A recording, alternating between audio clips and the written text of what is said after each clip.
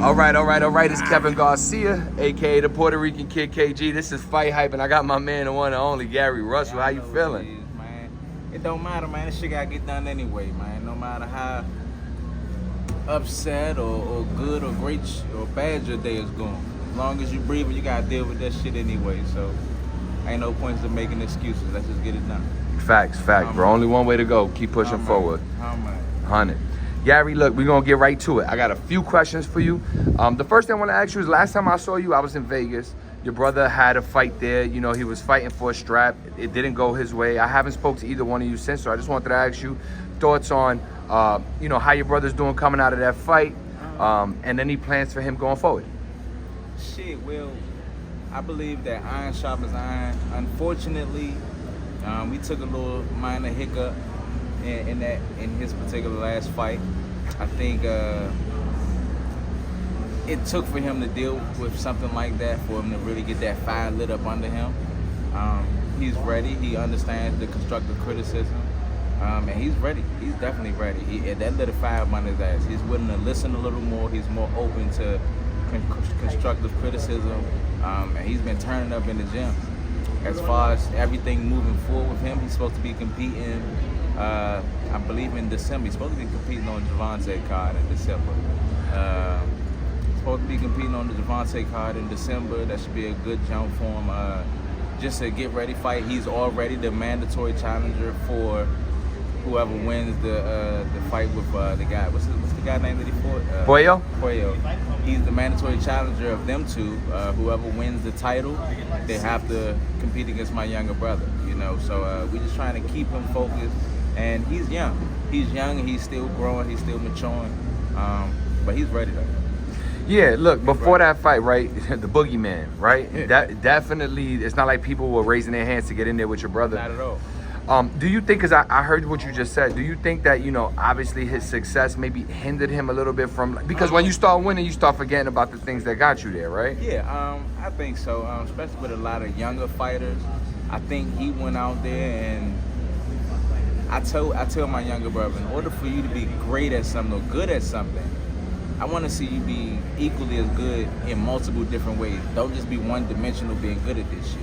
You are accustomed to using your sledgehammer. This particular job requires for you to use the fucking Allen wrench. I need you to be just as efficient with using this Allen wrench as you are using the sledgehammer. You know, and I think that particular fight, it was a learning curve. It was a learning curve fight. I think he learned from it. He's ready. And he won Braille again. He want him to win. He want that boy again. He want that boy to win. He want his lick back. Hell yeah, he want his lick back. Yeah, no doubt, no doubt. Hopefully we see him soon. And you know, you mentioned he's gonna be on the Gervonta card. So yeah.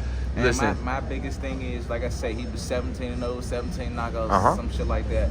I didn't want him to get so caught up off of just a knockout. You know, and a lot of times people get caught up off the knockout. They go in there, they rush, they overthink.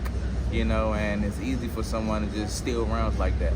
You know, so I think he's coming together. He's coming together the way I want him to at this point. Y'all gonna see a different version of him when he fight again. Yeah, and we excited. That ain't but like a couple months away. Oh yeah. Houston, here we come, right? Oh yeah, here we come. And you know, I gotta ask you, DMV native, right? You got, like you just said, your brother might be on that Tank card. You got Tank fighting another DMV native in Lamont, Roach. Two gentlemen I'm sure you're very familiar with. I got to get your assessment. You know, obviously there's a perception that Tank, you know, didn't pick the right opponent, or that Lamont's not going to present a challenge. It ain't no perception. Y'all know what it is, man. Tank picking and choosing. I always say it ain't nothing personal, but at some point, Tank got to take it personal. If I'm saying, I think you a bitch because you fighting somebody that's really not a dog, that's really... I'm not going to... Now, don't get me wrong. I don't want to discredit Lamont Roach. I know Lamont Roach. He's a good guy. You know what I'm saying? I know his father. They all cool. You know what I'm saying? But I think it's levels to everything. Don't think that you're fighting someone from the area and make it seem like it's Baltimore versus that dog from the area. Because that dog from the area is right here. Everybody know that.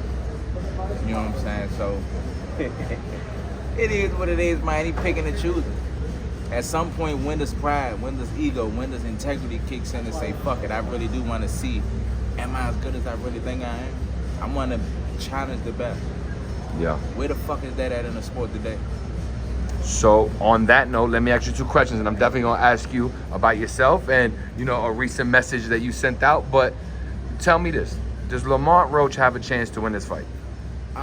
I think anybody that steps in the ring has a chance at winning the fight. I'm not gonna say that he doesn't have a chance at winning the fight. You just told me a second ago. Stop it. Ain't no perception. Give it to me straight, Gary.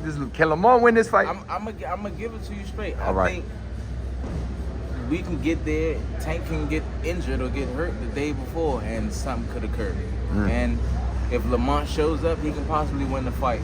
If I feel as though if they're both 100% healthy, who I think will win, I don't think Lamont is going to have a chance at winning this fight. But I can't completely count him out as well. I will never completely count him out. But in my personal opinion, no, I don't think Lamont's going to win the fight. I think it'll be interesting in the beginning half of the fight. And during the later half of the fight, Tank going to start walking his ass down and going to start touching. You got Tank KO if you had to make a pick, or you think go to decision? Only one guy's taking him there. KO or TKO, one of the two. Got you. You know what I'm saying? KO or TKO, one of the two. I think it's just a money grab type of thing for Lamont. Yeah. I think he'll get a little money, but it's not that career defining shit. Yeah. Tank fighting Lamont Roach is not a career defining fight. Got you. It's not. It's not a fight that no one feels as though he's at risk or Lamont's a threat to him anyway. Gervonta Davis versus Gary Russell Jr. Is that a career-defining fight? Fuck yeah. Talk to us. Why? What makes you, and believe me, you're not convincing me, but just for the fans who don't know or maybe that need to know better, what kind of problem do you present for Tank? For one, I think he's scared of him. Ain't no way in hell anybody in the sport of this fucking sport of boxing that we compete in can say they want to fight me. I'm a sucker. I'm scared to fight them. Please believe I'm putting up to your gym. We got to spar. We got to do something. You got to feel where the fuck I'm coming from. That's just the man in me in general. So I think fear probably plays a little part in that. But not to mention, I was a world champion before Gervonta Tank Davis was even a professional fighter. My skill set, I believe my skill set completely outweighs him head and shoulders. You know what I'm saying? He's never fought or competed against someone that brings what I bring to this table. Enough said. You know what I'm saying? Yeah, that right there, it says it all. They would pick and choose. They not the type of people that would blindly close and be like, all right, fuck it, I'm gonna fight him. I'm that guy that'll close my eyes and I don't give a fuck who they line up. That's boogie. It's a big difference. Yeah. It's a big difference. So you think your experience, your mettle, your skills, all too much for him to deal with? My IQ, my mental IQ, my skill set, all that shit would be completely too much for time. There you go. Well, I hope you get what you want, Gary. This sport is tough sometimes and you just never know. But again, who thought we would have seen Tank versus Lamont Roach, right? There you go. Yeah, it could happen. But it could happen. History shows that Tank has been fighting a lot of people that motherfuckers don't want to see him fight anyway. So I could have seen that coming. How much longer do you think he could do that?